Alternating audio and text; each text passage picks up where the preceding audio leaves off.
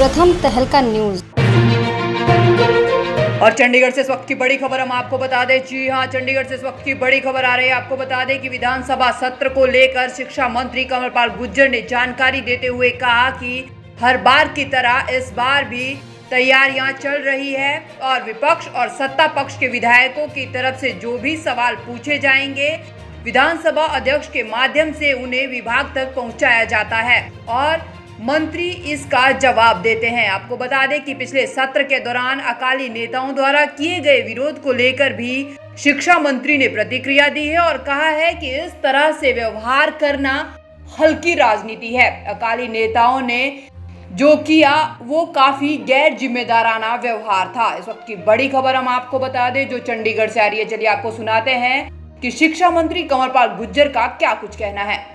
तैयारियां पूरी जिस प्रकार से हर बार तैयारियां चलती हैं उसी प्रकार से तैयारियां चल रही हैं। और जो विपक्ष के विधायक हैं या सत्ता पक्ष के विधायक हैं वो अपने जो भी क्वेश्चन होते हैं वो देते हैं और अध्यक्ष जी के माध्यम से वो विभाग के पास पहुंच जाते हैं और विभाग जो मंत्री है विभाग का वो उनकी तैयारी करके उस टाइम पे जब जवाब देता है, जिस टाइम भी वो सवाल पूछेंगे जो क्वेश्चन लगेंगे उनका जवाब दिया जाएगा।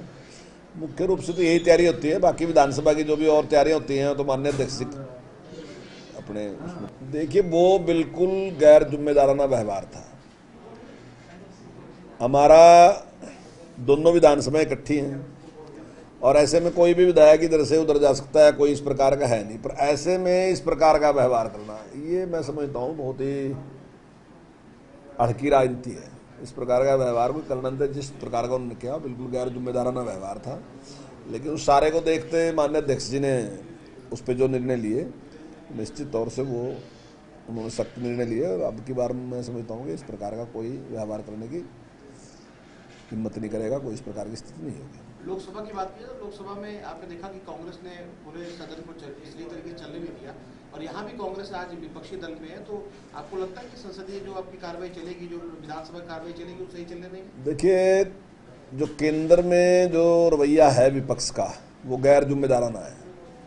मेरा मानना ये है कि अगर आपके पास कोई भी प्रश्न है तो आप जोरदार तरीके से अपने प्रश्न को उठाइए, अपनी बात को रखिए और सरकार से जवाब मांगिए। लेकिन अगर आप शोर मचाना शुरू कर देंगे तो आप जवाब सुनने के लिए तैयार ही नहीं है। इसका मतलब जो आपका क्वेश्चन है वो क्वेश्चन है ही नहीं वास्तविकता में, आप उसका जवाब सुनना ही नहीं चाहते। आपको बिल्कुल शांति के साथ अपना सवाल उठाना चाहिए और फिर सरकार से जवाब उसका लेना चाहिए। लेकिन आप बार बार एक क्वेश्चन को उठाते रहोगे, जवाब लोगे नहीं तो फिर तो सरकार जवाब दे सकेगी। लेकिन जहाँ तक मेरा अनुभव हरियाणा का है वो बहुत ही अच्छा है। हरियाणा में इस प्रकार का व्यवहार कभी नहीं होता। मैं पिछले 7 साल से देख रहा हूँ कि पिछले 7 साल में मुझे कभी भी ऐसा व्यवहार विधायकों का लगा नहीं है। ठीक है, थोड़ी बहुत देर के लिए होता है, हरियाणा के हाउस में भी इस प्रकार का होता है, लेकिन लंबे टाइम तक नहीं होता।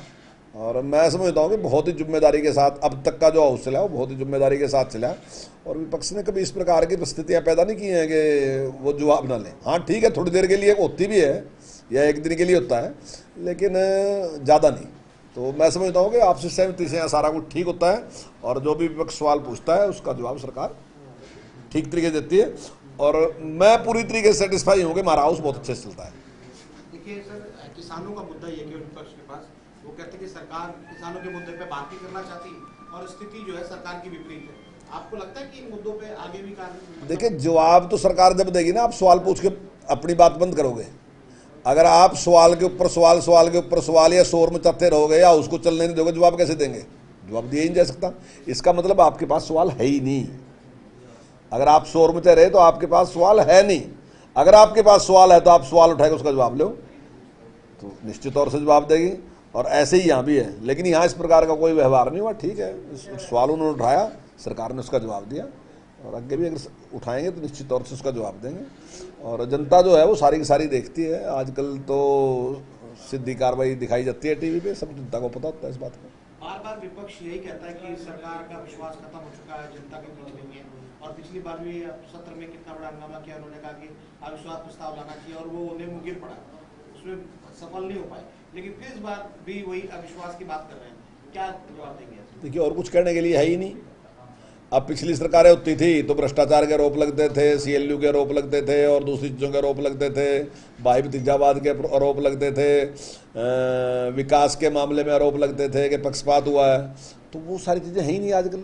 चाहे नौकरी देने की बात है वहाँ मेरिट पे है, चाहे विकास करने की बात है वहाँ सारे हरियाणा में एक प्रकार के एक उससे ही विकास हो रहे, सारे हरियाणा की डेवलपमेंट हो रही। कोई भी पॉलिसी बनती है वो सबके लिए एक जैसे समान बनती है, चाहे कॉलेज बनाने की पॉलिसी है, चाहे अपना मॉडर्न संस्कृति स्कूल बनाने की बात है, या और भी चाहे गली बनाने की बात है, नाली बनाने की बात है, चाहे सड़कें बनाने की बात है, तो उसमें सरकार ने कोई किसी के साथ पक्षपात किया ही नहीं। चाहे किसानों को मुआवजा देने की बात है तो कहीं भी किसी प्रकार का पक्षपात हुआ नहीं। तो ऐसे में क्या मुद्दा उठाएं? अब मुद्दा तो कोई उठाने के लिए है नहीं, तो ऐसे में यही कह देंगे सरकार के प्रति अविश्वास है। तो मैं समझता हूँ कोई आज मुद्दा है नहीं। नौकरी के मुद्दे को लेकर के जो पेपर से आंसरशीट लीक हुई और उसके पीछे कांग्रेस ने भी हंगामा किया, आपको लगता है कि विशेष मुद्दा बन सकता है? नहीं, कोई मुद्दा नहीं है। मुद्दा तो तब था अगर हम कार्रवाई ना करते। हमने तुरंत कार्रवाई करी और सभी लोगों को अरेस्ट कर लिया और निश्चित तौर से उनको कड़ी सजा देंगे। और ये परिवर्तन क्या है, क्यों इसकी तरफ जोर दे रहे? क्योंकि पहले था कि वो पैसे खर्च करके कहीं ना कहीं किसी से, मंत्री से या किसी से भी जो भी थे उनसे वो फायदा उठा सकते थे और नौकरी ले सकते थे।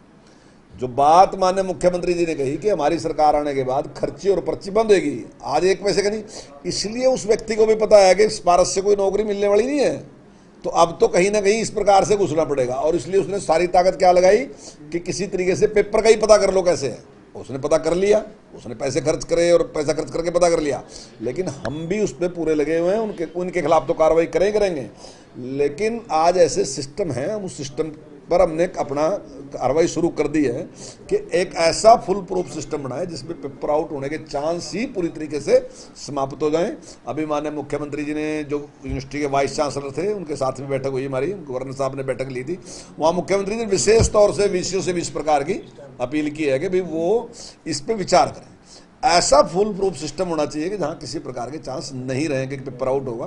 तो निश्चित तौर से उस पर काम करेंगे और आने वाले टाइम में आप देखोगे कि ये जो एक सामने आई समस्या सामने आई तो निश्चित तौर से उसका निदान कर देंगे। दो सवाल हैं, जो आपने परसों बैठक भी करी राज्यपाल के साथ, तो स्थिति क्या लगती है कि नई शिक्षा नीति आप कब से लागू करोगे? नहीं, देखिए, नई शिक्षा नीति लागू करनी हमने शुरू कर दी और ये आप सौभाग्य की बात मानिए कि हम जो करने जा रहे थे वही नई शिक्षा नीति में है। जो नई शिक्षा नीति में जो मापदंड तय किए कि उन्हें इस प्रकार से करना, हमने पहले इसको शुरू कर दिया था, इसलिए हमें उसका लाभ मिल गया। और इसी से ही माननीय मुख्यमंत्री जी ने कहा कि जहां केंद्र सरकार ने 2023 तक नई शिक्षा नीति लागू करने की बात कही, तो हम 2025 तक इसको लागू करेंगे। तो हम उसमें पूरी उसके साथ लगे हुए हैं और आपने देखा भी होगा, अभी लगातार हमारी जितनी बैठकें हो चुकी हैं, चाहे हमारे अधिकारियों की बैठक है, चाहे हमारे VC साहबान की बैठक है, सबकी बैठक हम कर रहे, बार कर रहे हैं, निश्चित तौर से लगे। और हम जो माननीय मुख्यमंत्री जी ने टारगेट दिया कि 2025 तक हमने इसको लागू करना, तो हम उसको निश्चित तौर से लागू करेंगे। देखिए, प्राइमरी स्कूल के बारे में बातचीत चल रही है उसकी, लेकिन 15 अगस्त के बाद हम उस पर विचार कर रहे हैं कि जल्दी हम उसका निर्णय लेंगे।